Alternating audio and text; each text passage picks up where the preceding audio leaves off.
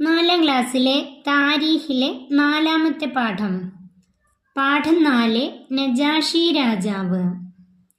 നജാഷി. എത്യോപ്യയിലെ രാജാക്കന്മാർ നജാഷി എന്നാണ് അറിയപ്പെട്ടിരുന്നത്. നമുക്ക് പാഠം നോക്കാം. ഇന്ന് ഒരു രാജാവിൻ്റെ കഥ കേട്ടാലോ? കിഴക്കൻ ആഫ്രിക്കയിൽ എത്യോപ്യ എന്ന രാജ്യം ഭരിച്ചിരുന്നത് അസ്ഹിമത്ത് എന്ന രാജാവായിരുന്നു. കിഴക്കൻ ആഫ്രിക്കയിലെ എത്യോപ്യ എന്ന രാജ്യം ഭരിച്ചിരുന്നത് അസ്ഹിമത്ത് എന്ന രാജാവായിരുന്നു. അദ്ദേഹമാണ് കഴിഞ്ഞ പാഠത്തിൽ നാം പഠിച്ച നജാഷി രാജാവ്.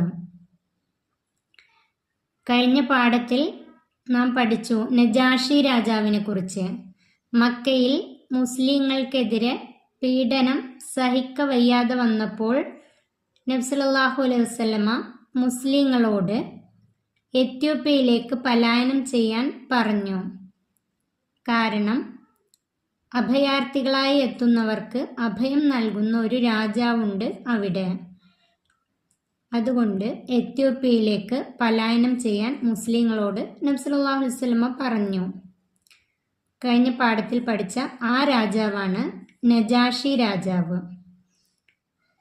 എത്യോപ്യയിലെ രാജാക്കന്മാർ നജാഷി അഥവാ നേഗസ് എന്നാണ് അറിയപ്പെട്ടിരുന്നത്. എത്യോപ്യ ഭരിച്ചിരുന്ന രാജാക്കന്മാർ നജാഷി അല്ലെങ്കിൽ നേഗസ് എന്നാണ് അറിയപ്പെട്ടിരുന്നത്. അനർബി രാജാവായ അദ്ദേഹം ആദ്യകാലത്ത് തന്നെ ഇസ്ലാം സ്വീകരിച്ചിരുന്നു. അസ്ഹിമത്ത് രാജാവ് അനർബി രാജാവായിരുന്നു, അറബി അല്ലായിരുന്നു. എന്നിട്ടുകൂടി അദ്ദേഹം ആദ്യകാലത്തു തന്നെ ഇസ്ലാം സ്വീകരിച്ചിരുന്നു. എത്യോപ്യയിൽ എത്തിയ മുസ്ലിങ്ങളെ അദ്ദേഹം സ്നേഹിക്കുകയും സഹായിക്കുകയും ചെയ്തു. എത്യോപ്യയിലേക്ക് 83 പുരുഷന്മാരും 18 സ്ത്രീകളും നബി സല്ലല്ലാഹു അലൈഹി വസല്ലമയുടെ കൽപ്പന പ്രകാരം എത്യോപ്യയിലേക്ക് പലായനം ചെയ്തു. ആ മുസ്ലിങ്ങളെ അദ്ദേഹം സ്നേഹിക്കുകയും സഹായിക്കുകയും ചെയ്തു.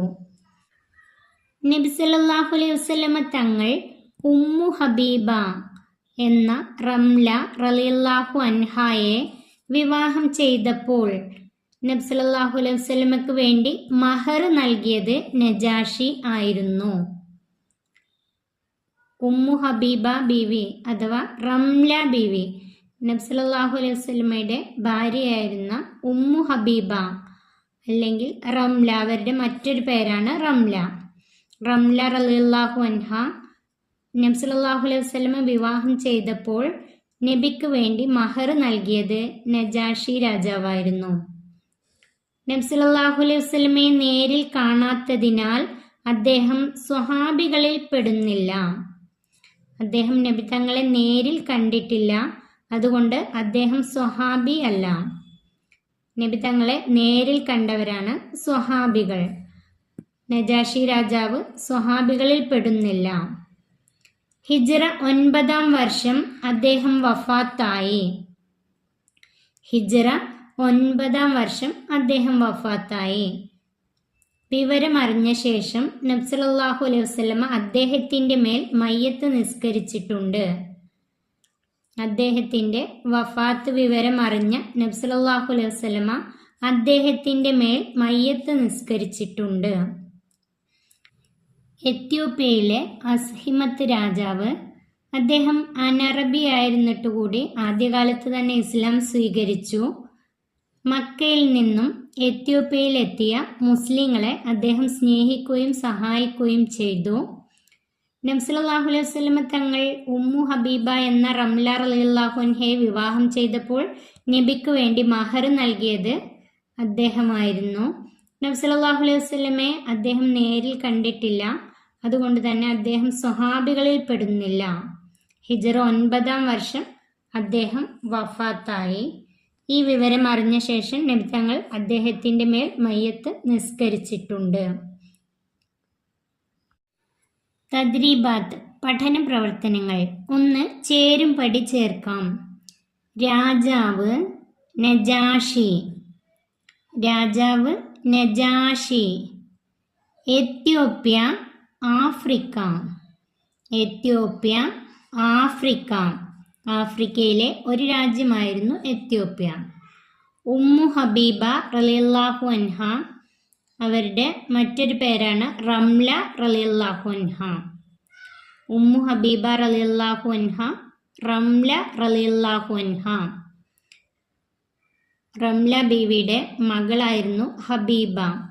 ഹബീബയുടെ ഉമ്മ എന്ന പേരിൽ ഉമ്മു ഹബീബ എന്ന പേരിലും അവർ അറിയപ്പെട്ടിരുന്നു. ഉമ്മു ഹബീബ റളിയല്ലാഹു അൻഹ, റംല റളിയല്ലാഹു അൻഹ. വഫാത്ത് ഹിജ്റ 9. വഫാത്ത് ഹിജ്റ 9. അസ്ഹിമത്ത് രാജാവ് ഹിജ്റ 9 വഫാത്തായി. മഹർ വിവാഹം. മഹർ വിവാഹം. അടുത്തത് ഉത്തരം പറയാം. 1. നജാഷി രാജാവിൻ്റെ പേരെന്ത്?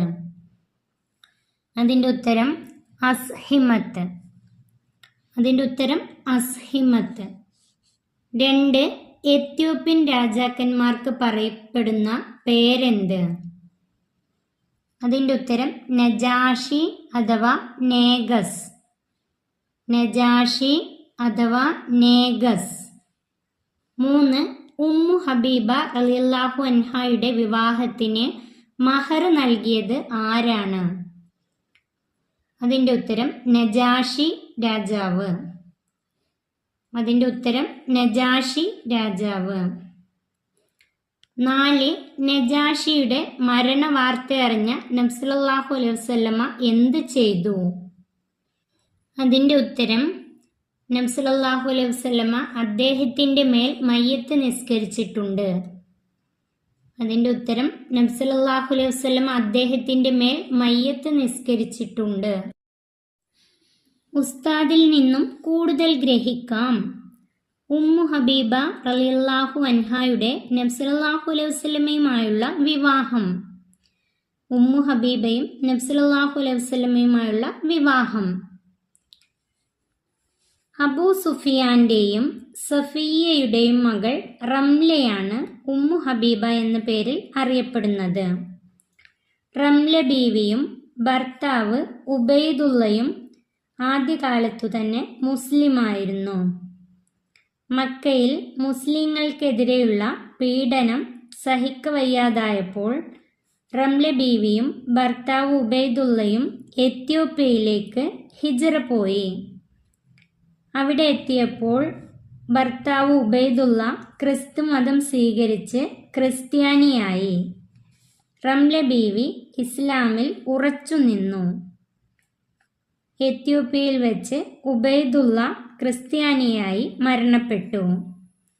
മകൾ ഹബീബയോടൊപ്പം റംല ബീവി എത്യോപ്യയിൽ വിധവയായി കഴിയുകയായിരുന്നു. കുട്ടിയെ പരിപാലിക്കാനുള്ള വിഷമാവസ്ഥ മനസ്സിലാക്കിയ നബി സല്ലല്ലാഹു അലൈഹി വസല്ലമ തങ്ങൾ നജാഷി രാജാവിന് കത്തയച്ചു. ഇസ്ലാം മതം സ്വീകരിച്ച നജാഷി രാജാവ് അബൂ സുഫിയാന്റെ ബന്ധത്തിൽപ്പെട്ട ഖാലിദ് ബിനു സഈദ് മുഖേന ഉമ്മു ഹബീബ ബീവിയെ ഹിജ്റ 7 നബി തങ്ങൾക്ക് വിവാഹം ചെയ്തു കൊടുത്തു. ഹിജ്റ 7 നബി സല്ലല്ലാഹു അലൈഹി വസല്ലമയും ഉമ്മു ഹബീബയുമായുള്ള വിവാഹം നടന്നു. മഹർ നൽകിയത് നജാഷി രാജാവായിരുന്നു.